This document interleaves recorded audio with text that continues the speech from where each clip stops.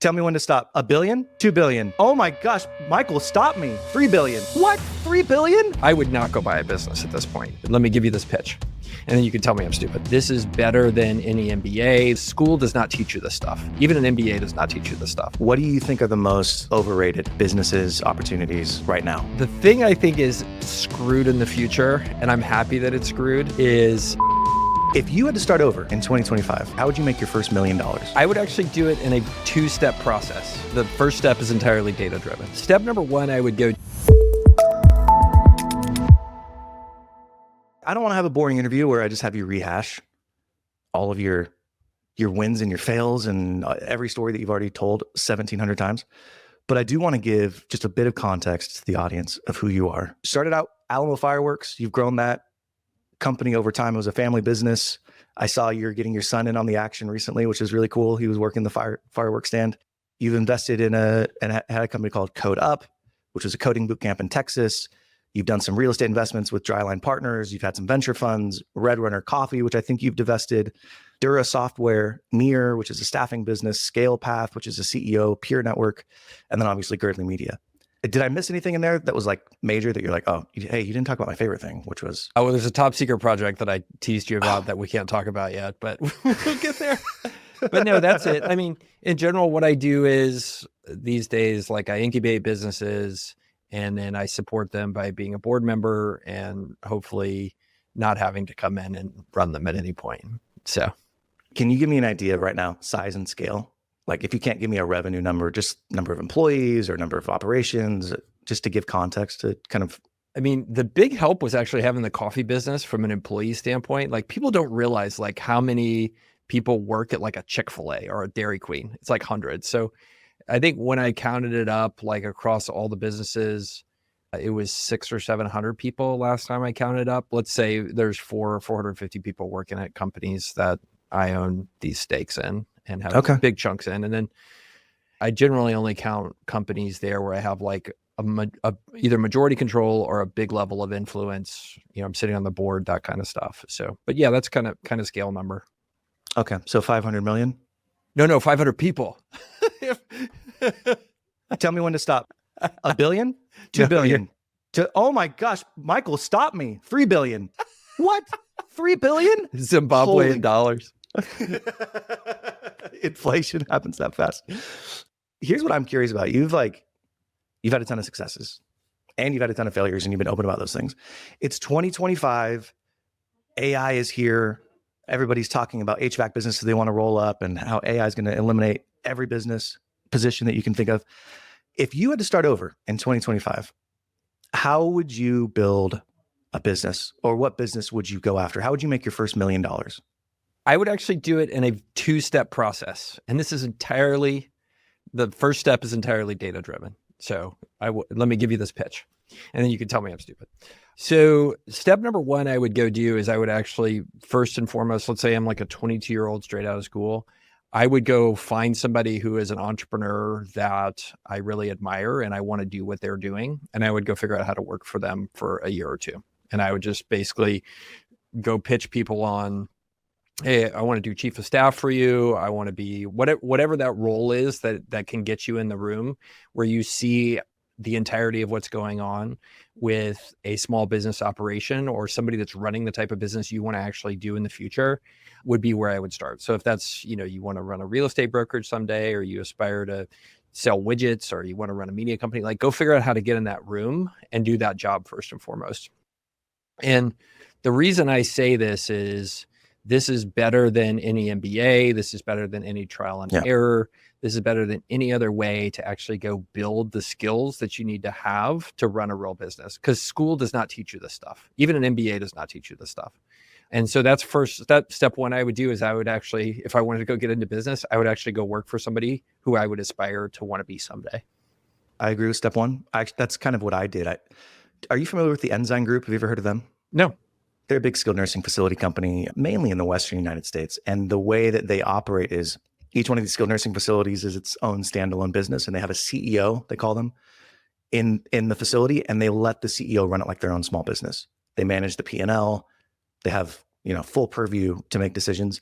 And that's where I got started. I didn't get started on the skilled side. I got started in home health and hospice, but I learned what a P&L was. I learned why collections were so important because we wrote off 10% of our revenue in year one, right? So I agree with you. I think getting experience is a fantastic way to start. All right, so that's step one, getting experience. Well, and as part of that, like I would live super frugally. Like I would figure out how, like, am I putting a few $1,000s a month aside for me to be able to go work on step two, right? Because would you just be putting cash, or would you like, okay, I'm going to take that money and put it in an index fund, or I'm going to put it into Tesla stock? Like, are you risky with it, or is it very safe? Look, you can put it in crypto if you want. It's your money. Do whatever you want. But, I think for me personally, it's important to understand a certain level of cash in the bank for you as an individual provides you optionality, and a ton of safety, right? And that optionality is, okay, like I could go 6 months without having to work, right? And I could live off my savings. The other end of the spectrum of the impact of that, just it being in cash and very safe, is it changes your mindset in terms of how you can think, right? Like, let's say you only have 2 months of savings saved up. That really hurts you in terms of being able to think long-term, which is what you want to be doing when you're an entrepreneur. So I'm a big fan of, look, put a year's salary or work towards a year's salary if you can, or a year's living expenses in the bank somewhere. And then you have that, and it unlocks this, like, so many different things that you could actually do in terms of business opportunities. But secondarily, it also changes how you think about the world and how you view the world by being able to open up your bank statement and being like, yep, if nothing else happens, I know I could just sit at my house for the next 6 months and I'm going to still have another 6 months worth of money left over. So that gives me a lot of freedom to pursue ideas and be comfortable and sleep really well. Okay, so step two. What's step two? Step two. Step one, you've got experience, you feel safe, you got some cash. What's step two? Step two. Okay, so this is an opinion. I would not go buy a business at this point. I would not do that. Really? No. I'm this person, this 22-year-old, this fictional person who has just worked for a boss for a year or two. I would go start some sort of services business with very low CapEx. Like, I would not go take a big PG at this point to go buy a business. I would go try to do where there's a ton of demand right now, which is basically like some sort of digital services business, some sort of staffing business, something like that is B2B services. I could start with very little money and it'll cash flow very quickly. I don't know if you've heard this though, but you can buy a business with zero money down, Michael. Oh, really? Well, how much? Have you not heard this? And this is something I tell people. If you are going to personally guarantee a loan or personally guarantee anything like that via SBA 7A or whatever, or personally guarantee something to a bank, you should just mentally picture yourself taking that money out of your pocket and giving it to the other side to invest in it. And then when you do that, you should also realize to pay that money back, you're going to have to earn that many post-tax dollars. So in most businesses, you have to pay taxes. In most countries, you have to pay taxes, including ours. I don't know if you're aware of this. I'm not. I don't believe in taxes. It's theft. Man. So it's not only do you have to pay that amount of money back, you have to pay it back plus the amount of taxes you're going to have to pay when you earn it. So it's like, oof, like PG, you should treat a PG like I'm just taking out of my pocket, which that's what's going on with these SBA 7A loans. And I don't think a lot of people look at it that way. Well, next month, it'll be a year since I started this podcast. I've had over 100 interviews. It's been a ton of fun, but I promised my wife at some point I would decide whether or not this was going to be a business or we would just continue to pay for it out of our pocket. And I'm exploring monetization, to be honest with you. There's not a ton of costs, but I do want to figure out a way to cover the editing and the packaging and the promotion costs of putting this podcast together. So I am looking for sponsors. I don't know what that looks like. If you've enjoyed this podcast and you've ever found some value and you want to sponsor, reach out to me, nick@cofounders.com, and let's get back into it. I fall down these rabbit holes where the algorithm starts to find what I like. And so on Instagram in particular, I get a bunch of gurus and a bunch of people who are like, I'll show you how to buy a business with zero money down, no personal guarantee, no loan. You'll be cash flowing $50,000 a month within 3 weeks. Just because it's like looking at a car wreck for me. It's like so fascinating. Like, well, those are big information. Those are big data businesses, information businesses, right? Like in the top corner, it probably says sponsored because those folks are selling courses and meetups and all that kind of stuff. A quick tip to anybody. If somebody's business is selling you the idea of business, you are the product. It's a scam. I mean, it's not always a scam, but anyways, buyer beware. Buyer beware in those instances. It's an interesting thing, right? Because I did, and then I retired from doing a couple courses, mostly because the topic that I did, which was holdcoing, was just so niche that I didn't see a way where I could ever get paid if I wrote a book and it sold 3,000 copies. Like, I was just like, I don't know why I would bother with this. So, so I did a course, but you're right. Like, it is just one of the weird things about like courses in general, which is no matter how much you approach it with high integrity and trying to give people high value, like people look on paid online courses just negatively. Whereas writing a book is totally okay. Like, that's fine. Doing a paid course is not cool. I really don't get it. It's like, you'll pay hundreds of thousands of dollars to go to college. Why would I not pay money to have a course taught by Michael Girdley? Like, you've done some really impressive things, and your course isn't like, I promise you, no money down, no personal guarantee, no, it's not, you're not over promising all of these things. Like, your eyes wide open. Hey, this is what I'm teaching you. I think that's perfectly fine. But in my course, I felt like I spent half the course telling people not to do a holdco. Like, I was like, don't do this. Like, if this may not be for you, like, don't do it. So that was the best course. I bet you dissuaded a lot of people from losing a lot of money. It's fantastic. So here's sorry to keep going on this, because I've thought about this a lot, because there's a lot of haters about courses out there. Here's why, when I looked at courses and the business of being in courses, I was like, okay, like, this isn't what I want to do long-term, was when I got it out there and I saw a few people made it all the way through and took the stuff. And then even fewer number of those people took the stuff and put it into practice. And then I started to look at the numbers. I was like, this is weird. I started looking at the numbers of people who actually finish courses. And it's like 80% of people never even finish the courses they buy. Like, they spend all this money and they never even finish the course. Really? And yeah. So to me, that was this thing where I was like I'm doing this course, kind of the reason I like write stuff on social media or I do videos or whatever, which is like, I want to help people. And then I want to bring in a little cash because I have 10 people like helping me produce stuff, right? Like, it comes out of my brain and then there's a machine that like produces content. And that's how I can produce a lot of content and not spend much time on it each week. And I said, look, I'm doing this because I want to help people, but there's something about the course model and the delivery vehicle that just isn't effective. Like, it isn't helping people like I want to be helping people. And so there's got to be like there's got to be a way to create better relationships with people than the way the course kind of creates a relationship with the buyers of it. Do you know who Jason Calacanis is? Yes. So he has, I think it's called Founders University is what it's called. And you can apply to it. And you have to pay, I don't know what the number is. Let's just call it $5,000. You have to pay $5,000, but the $5,000 is fully refundable if you complete the course. Chris and I have toyed with this idea of like, hey, let's do something and we'll fully refund it if you complete these steps, because you know that a certain percentage are not going to complete it. Okay. But I don't know, it kind of creates this social contract beyond just I paid the money. There's like this incentive where you can actually get the money back that I think is interesting. Anyways, that's just an idea if you ever wanted to try that. Yeah. It's a fun idea. Like, I've toyed also with the idea of doing kind of in-person educational events, right? Like, I think those seminars. And I think there's two reasons I like that. One is it just feels much more personal versus doing an online course, which just is like, hey, I published this thing, and then you never really develop relationships with people. And it doesn't feel like you're providing that much more of an improved life for people, because they're just digital bits downloading your thing with credit card numbers. But I think secondarily, those kind of in-person learning events, I suspect they are a lot more effective, because when you put somebody in a room and there's a bunch of peer pressure and there's 15 or 20 other people there, like, they're going to pay attention and hopefully get something out of it. The same way live lectures, live schooling is much better than virtual. So I was going to wait to talk about this, but this is like a perfect segue for it. Is that why you launched Holdco Conference? Frankly, the reason was, of conferences I would go to every year, it was like one or two. Like, I'd go to very few conferences.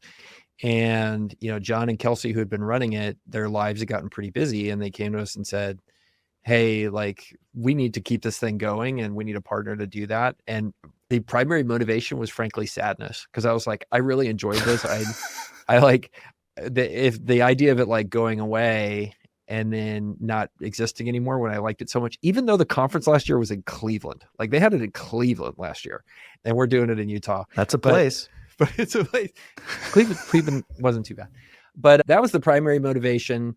But frankly, like the people that are doing the kind of parallel entrepreneurship path that I'm doing, there's a small percentage of the total population of people that are entrepreneurs. And then there's a smaller percentage of those that want to do it in this fashion, and getting them together in a room together and kind of talking about the challenges.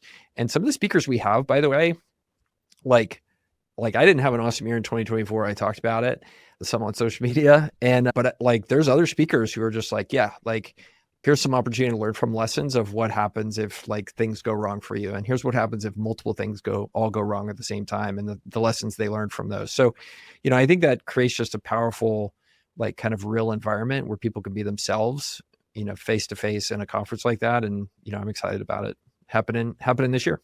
I talk about this often, but I think obviously failure is one of the best teachers. But I think about people, do you remember the Fyre Festival? Yeah. Okay. So for those who don't know, there's this thing called the Fyre Festival. And this guy, Billy, I think is his name, he'd had all these successes leading up to this. And he announces this festival. And is it like a very fake it till you make it type of entrepreneur, right? It's like, hey, we're having this festival. It's going to be in the Caribbean. He's like pre-sells all of this stuff. And he's trying to get the logistics together. And he never had anybody telling him really no. And he thought, I can overcome any challenge that gets in front of me. And so like he gets to the end and like the crap hits the fan. It's a total disaster. Right. People show up. There's no lodging. There's no food. The travel is a nightmare. It's a disaster. I think he went to jail for fraud. He did. Okay. Yeah. But I can empathize with him. I'm like, I see that in like, I'm not saying I would do it, but I see the fake it till you make it. It's like, hey, yeah, you got to kind of put yourself out there. There are some risks that you have to take. Like I could see a scenario where you're like getting to a place where you kind of convince yourself.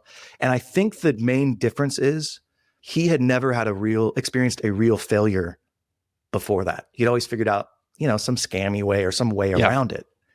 And unless you experience failure, you don't see the yellow flags that are like blaring in your face until it's too late. And then so the level of his failure was catastrophic, right? I mean, it was just on a scale. You want to be able to fail when the stakes are smaller. And I think you talking about bringing people together to the Hulewsky conference to hear people's not only wins, but also their fails is just really valuable to hear a couple of people 5 steps ahead of you that are like, oh, be on the lookout for X, Y, and Z. Right. Yeah. And I think it should give people just a level of kind of calmness to when you're, from the outside, like everybody's social media, everybody's life looks like this thing that's just going like amazing and it's all W's and there's nothing wrong. And, I was in therapy once talking to the psychiatrist and a few years ago. And, I started to tell the like, oh, well, I feel bad about this because I was doing the comparison to other people, right? Oh, these other people type stuff.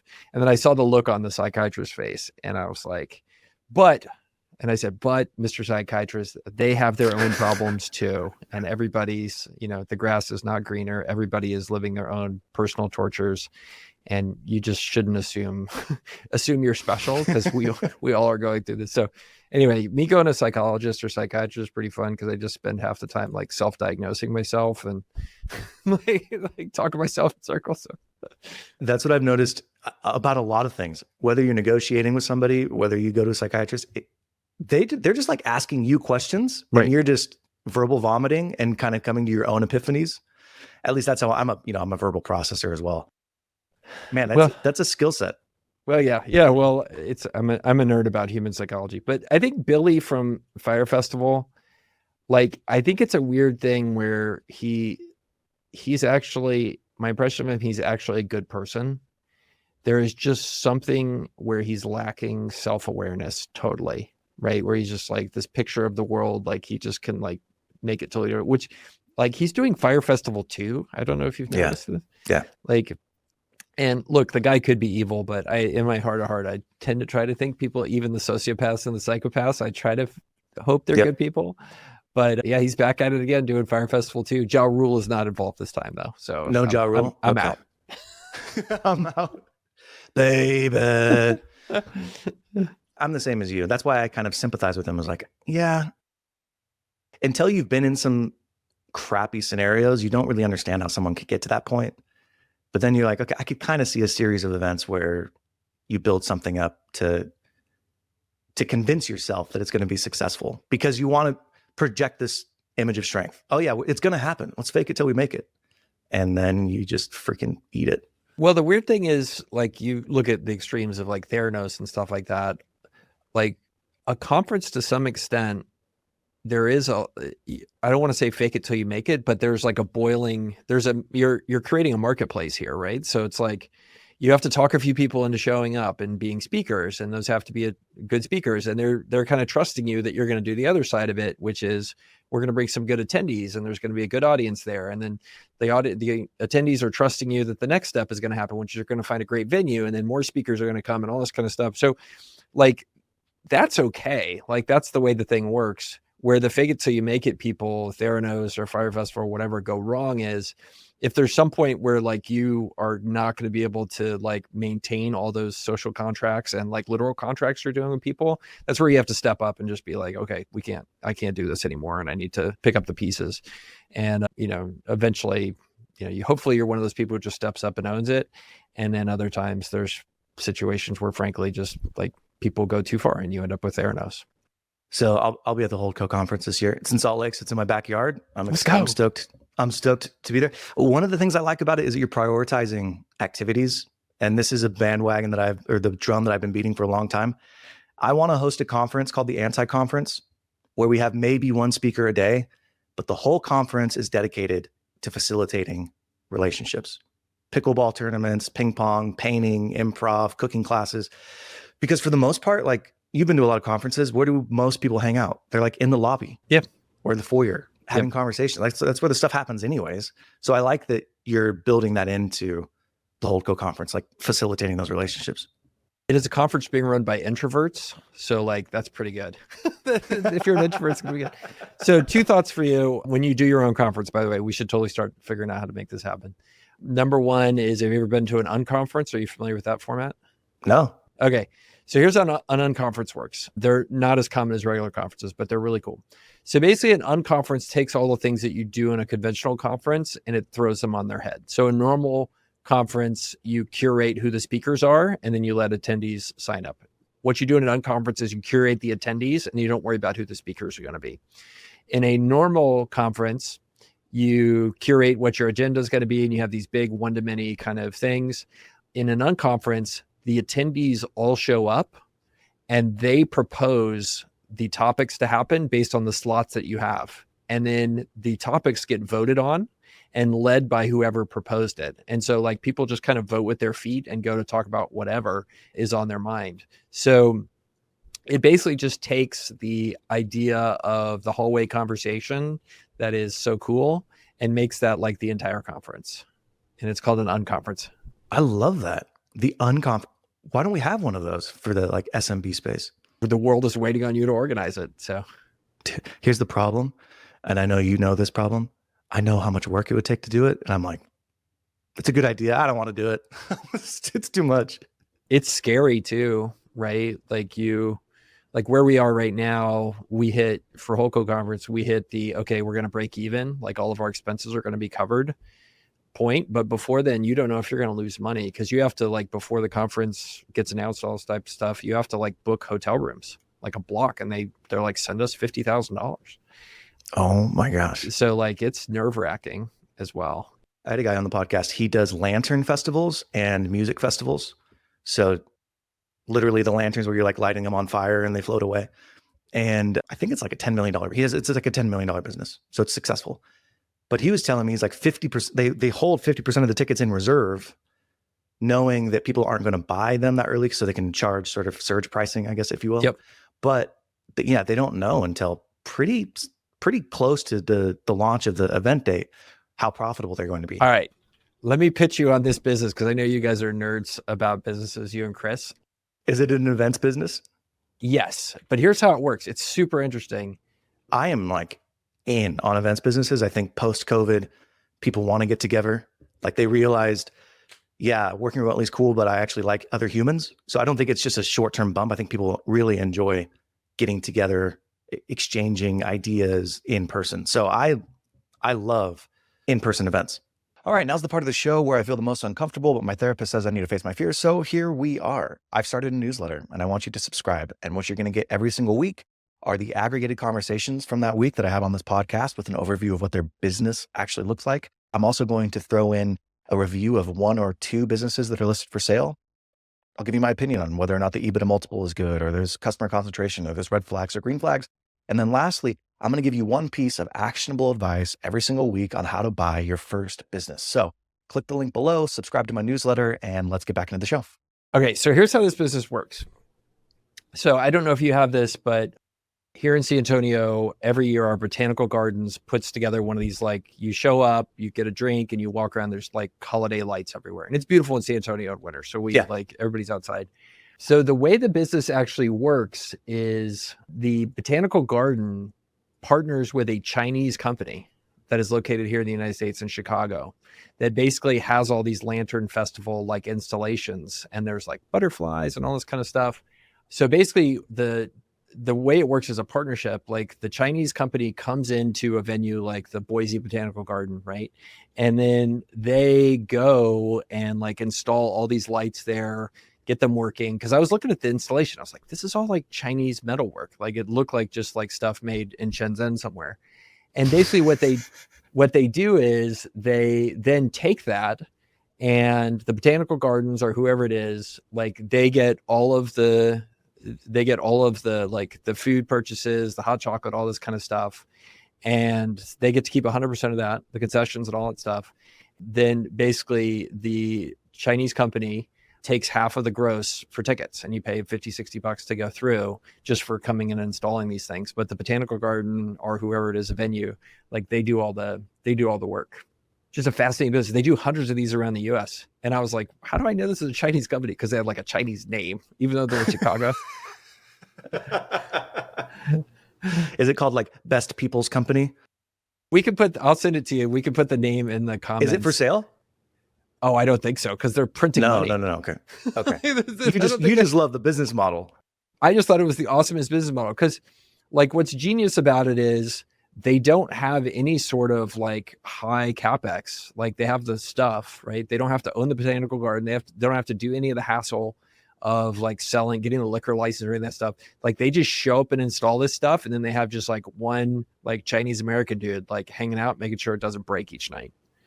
And like it's just like a total like genius thing. Chris and I love these types of models where they're just piggybacking. They're like, oh, you already have the infrastructure, the botanical gardens, great. Here, we have this thing that we can tack onto it, piggyback off of you. This is it. Yeah, this is these.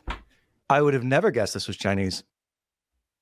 Really? Oh, when you walk up to it, it was like, sarcasm. That was sarcasm. Okay, cool. I was like, oh.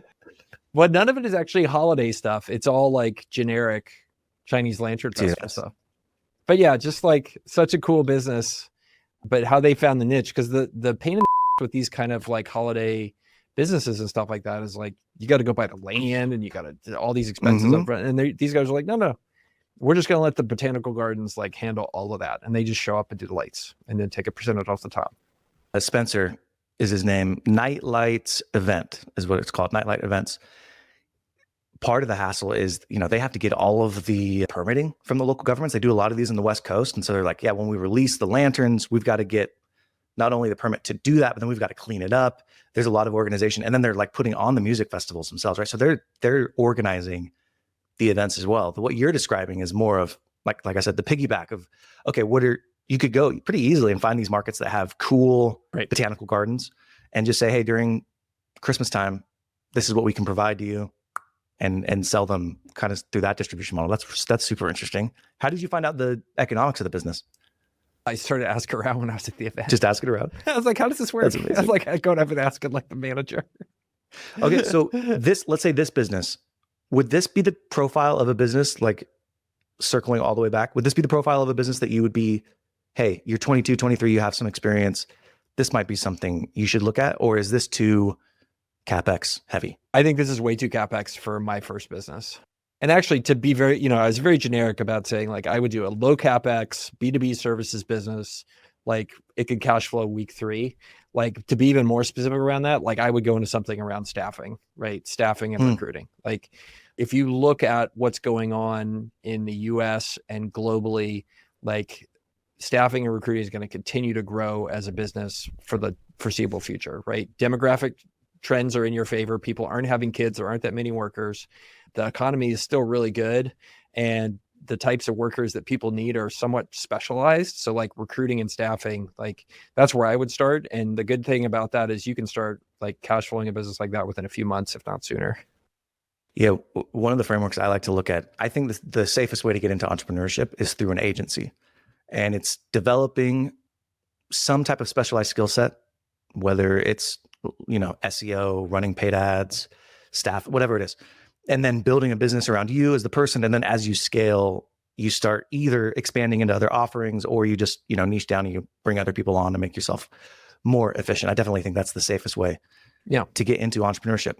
That being said, I do think that if you have some experience, so like my background, I worked in healthcare, 10 years. And then I bought a healthcare company that was similar to the businesses that I was operating. I thought that was the best thing for me because in order to get started from scratch, it would have been fairly costly. Right. Do you think there's an avenue for people to go that way? Like, hey, maybe don't just work for a year, maybe work somewhere where you get an even better skill set and then buy a business? Or are you like, you would never buy? No. I mean, I've bought businesses, I've sold businesses. Like I'm totally in favor of that. I just mean for your first, like if you're, for your first business, for your first, I would tend to recommend against it. And we're talking about this like 23-year-old, like my first business person who's worked for a couple of years out of college. Like why take that big of a risk early on? Like you want a sandbox where you can, deal with the failure if you have to go through it. Like I wouldn't buy one at that stage. Now, I think your case where you went through and developed industry expertise and all that kind of stuff, that was right away. Like I'm with you. Like that's not wrong. But like for a 23-year-old to go put a $5 million PG on some business they don't know anything about, like, and you don't know anything about business, and you're still basically your brain is still developing. That's your prefrontal cortex isn't even fully formed, and you're signing a PG. Yeah, That's good. Yeah, your brain stops developing at 25. So like, throw yourselves a bone here. All right, what do you think are the most overrated businesses, opportunities right now, or the ones that people are talking way too much about?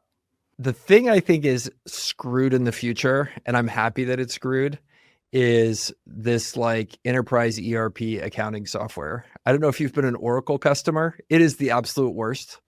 And every time there's a new version of ChatGPT comes out or whatever, I'm like, I cannot wait until this puts Oracle in a bind. Because you can see where this is going. Like software is going to have to figure out how to adapt to a world of AI.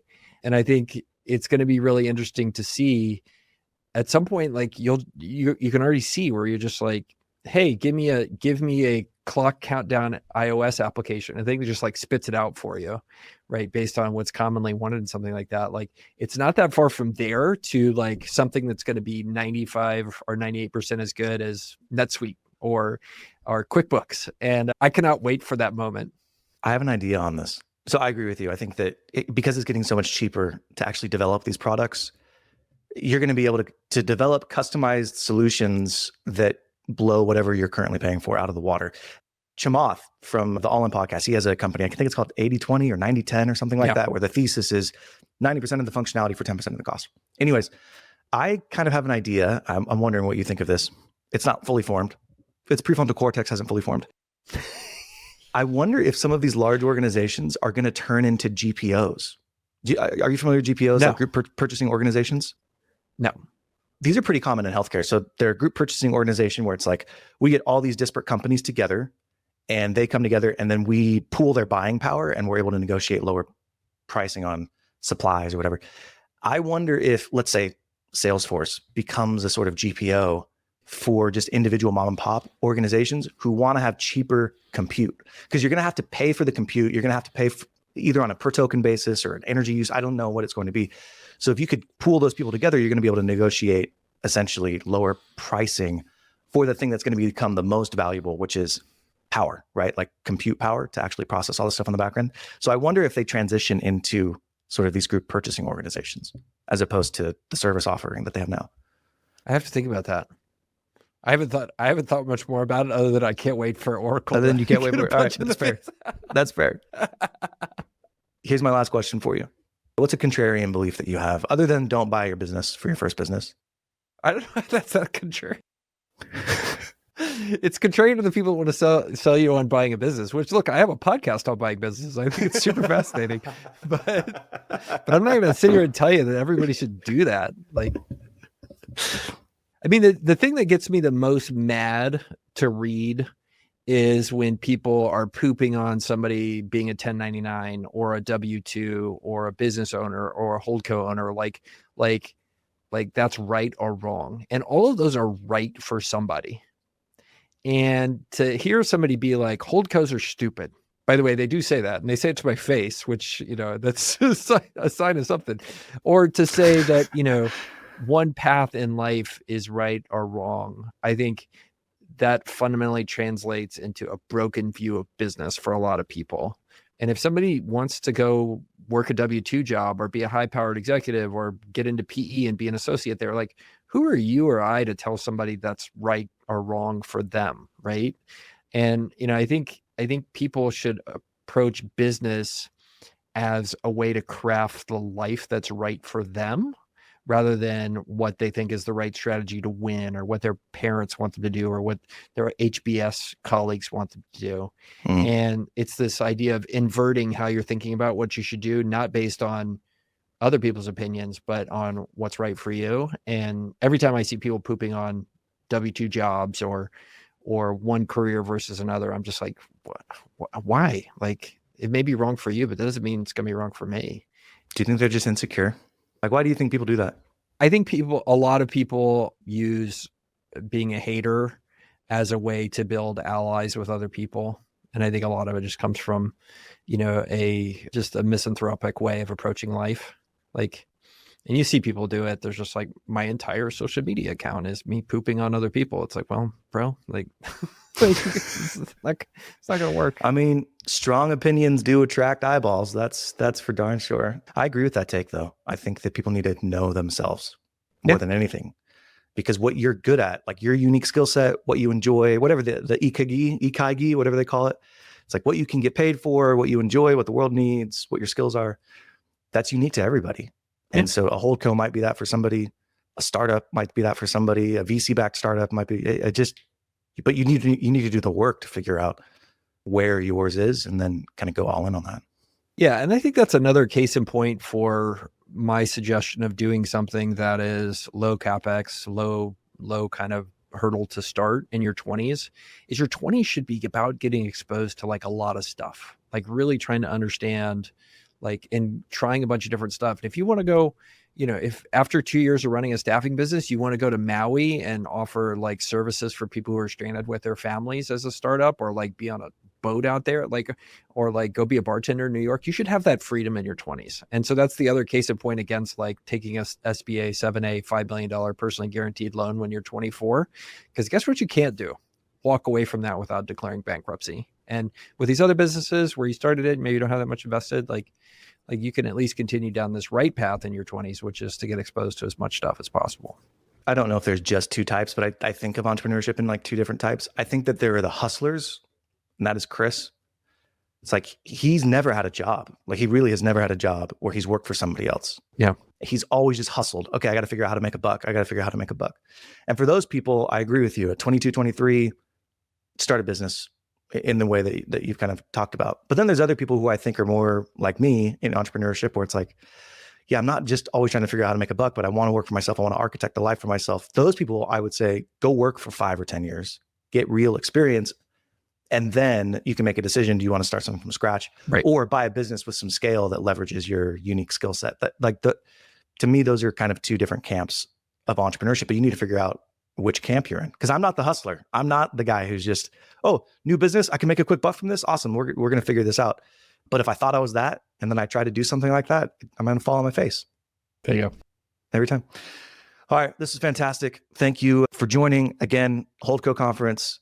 We'll post about it. Talk soon.